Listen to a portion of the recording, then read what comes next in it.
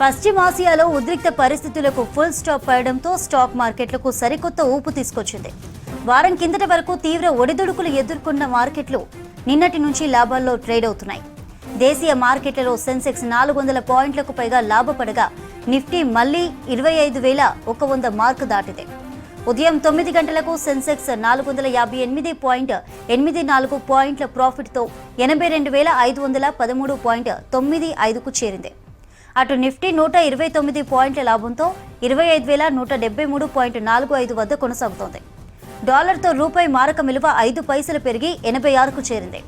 నిఫ్టీలో Titan company, NTPC, Reliance industries, Mahindra షేర్లు లాభాల బాటలో ఉన్నాయి.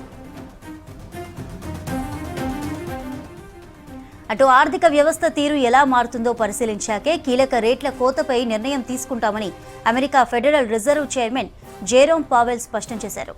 America federal reserve chairman comments పై ఆసియా పసిఫిక్ మార్కెట్లు భిన్నంగా స్పందించాయి. భారీగా పెరగడం మనం గమనిస్తూనే ఉన్నాము. మనం చూసుకోవచ్చు, గత కొంతకాలంగా ఇటు ఉక్రెయిన్ రష్యా వార్ కావచ్చు, ఆ తర్వాత ట్రంప్ టారిఫ్ ఎఫెక్ట్ కావచ్చు, ఇప్పుడు జరుగుతున్న యుద్ధం కావచ్చు, ఇంత ముందుకు జరిగిన భారత్ పాక్ యుద్ధం కావచ్చు, దీనివల్ల అయితే లక్షల కోట్ల రూపాయలు అయితే స్టాక్ మార్కెట్లో ఆవిరయ్యాయని చెప్పొచ్చు.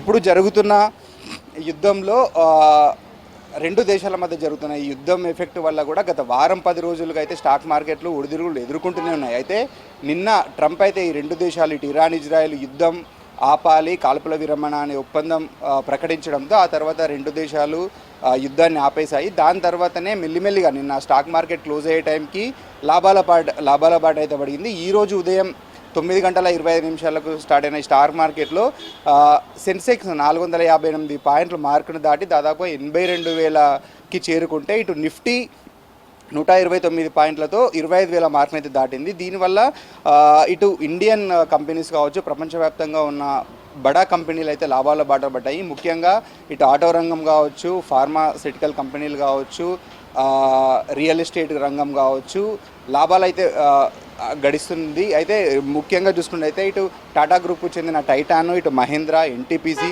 రిలయన్స్ ఇండస్ట్రీలు అయితే ఉదయం నుంచి భారీ లాభాల్లో బాటలు పడుతున్నాయి. ఇక ఈ యుద్ధ వాతావరణము మళ్ళీ ఉంటుందా ఉండదా అనేది పక్కన పెడితే ఈ రోజు వరకున్న స్టాక్ మార్కెట్ వాల్యూ అయితే పెరుగుతూనే ఉంది.